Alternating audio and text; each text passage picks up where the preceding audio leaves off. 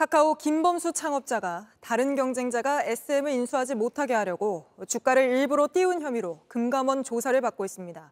대기업 총수급을 피의자로 공개 소환하면서 금감원 역사상 처음으로 포토라인이 설치되기도 했습니다. 첫 소식 정희윤 기자입니다. 카카오 창업자인 김범수 전 카카오 이사회 의장이 오늘 오전 10시 피의자 신분으로 금융감독원에 출석했습니다. 지난 2월 SM엔터테인먼트 시세 조종에 관여한 혐의입니다. 잠시 조사에 임하겠습니다. 금감원엔 아침부터 이례적으로 포토라인이 생겼습니다. 일부 경영진이 구속된 가운데 창업자까지 공개 소환한 겁니다. 김 창업자는 성실히 조사에 임하겠다는 말만 하고 다른 질문엔 답하지 않았습니다. 주가 조작 혐의 인정하십니까? 주가 조작 지시하거나 보고받은 적이 있으십니까? 금감원 특사경은 김 창업자가 SM 지분 매입 과정을 보고받았는지 또 직접 지시했는지 여부를 살피고 있습니다. 또 SM 지분을 5% 이상 사들이고도 금융당국에 제대로 보고하지 않은 점도 들여다보고 있습니다.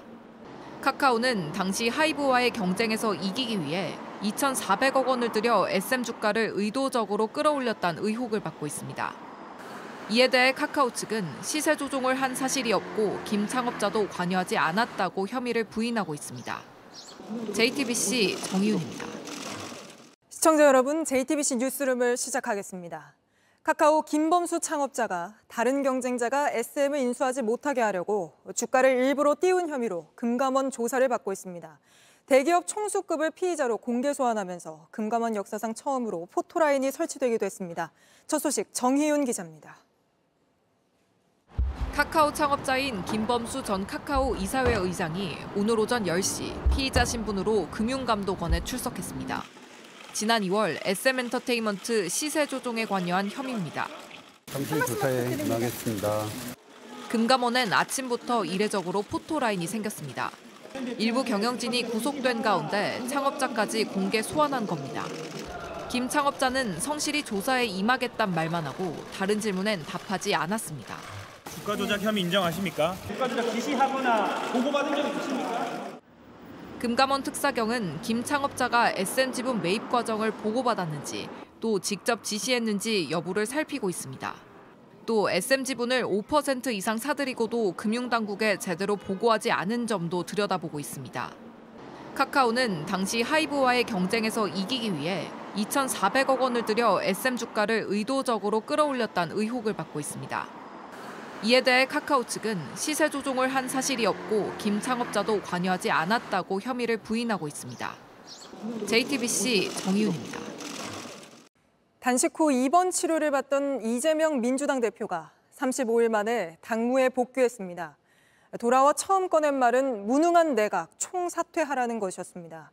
여당 대표가 만나서 민생회담하자고 한 것도 거절하며 대통령과 함께 만나자고 역제안하면서 정부 여당에 각을 세웠습니다. 김지성 기자입니다. 단식 농성 도중 병원에 실려간 지 35일 만에 이재명 민주당 대표가 당무에 복귀했습니다. 복귀 후 첫 최고위원 회의에서 꺼낸 말은 내각 총사퇴였습니다. 국정 기조를 전면 쇄신해야 합니다.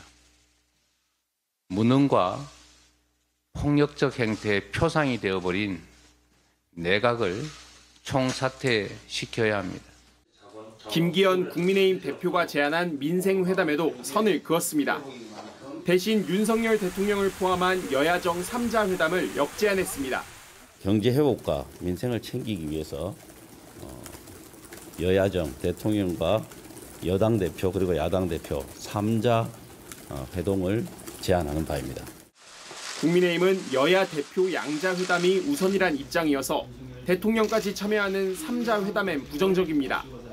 회담 성사 여부와 관련해 오히려 여권의 공을 넘기면서 압박 강도를 높인 셈입니다. 이런 가운데 이 대표는 당 내를 향해선 통합 메시지를 분명히 했습니다. 체포동의안 처리 과정의 일로 더 이상 왈가왈부하지 않기를 바랍니다. 사실상 가결파에 대한 징계에 제동을 건 것 아니냐는 해석이 나왔습니다. 다만 당장 가결파에 대한 윤리심판원 회부 가능성은 여전히 열려 있습니다. 윤리심판원 문제는 그거는 우리 당헌 당규가 가지고 있는 절차적인 문제들이기 때문에 그거는 실무적인 검토가 좀 선행이 돼야 되고요. 그 검토 의견에 따라서 진행될 것이라고. 이 대표의 통합 메시지와 무관하게 강성 당원들의 요구대로 징계 절차가 진행될 경우 잠복해 있던 당내 갈등이 또다시 불거질 가능성이 있습니다. JTBC 김지성입니다. 마약 투약 의혹을 받고 있는 배우 이선균 씨가 오늘 피의자로 신분이 바뀌면서 정식 수사 대상이 됐습니다. 마약 투약 장소로 알려진 유흥주점을 취재해보니 이 씨가 자주 왔었다는 얘기가 나왔습니다. 윤정주 기자입니다. 배우 이선균 씨 마약 투약 의혹이 불거진 건 지난 19일입니다. 경찰이 서울 강남 유흥주점 관계자들이 마약을 한다는 첩보를 받고 유흥주점 실장을 붙잡은 지 몇 시간 만에 정황이 나왔습니다. 내사 단계일 뿐이라 했었지만 오늘 이 씨를 피의자로 입건했습니다. 이 씨는 유흥업소 여성 실장 자택에서 여러 차례 대마와 다른 마약을 한 정황이 확인됐습니다. 이 여성 실장은 구속됐습니다. 주점을 찾아갔더니 자신들은 모른다고만 했습니다. 이점 가게에서 뭘 했는지 진짜 모르는데 이점 가게에 자주 오셨던 건 맞아요. 하지만 은밀하게 오는 VIP들이 있고 다른 혐의도 불거질 수 있다고 말했습니다. 근데 아무나 오지 않아요? 알면서 그러신 분은 몰라요. 더 크게 터질 수도 있어요. 더 크게 터질 수도 있고.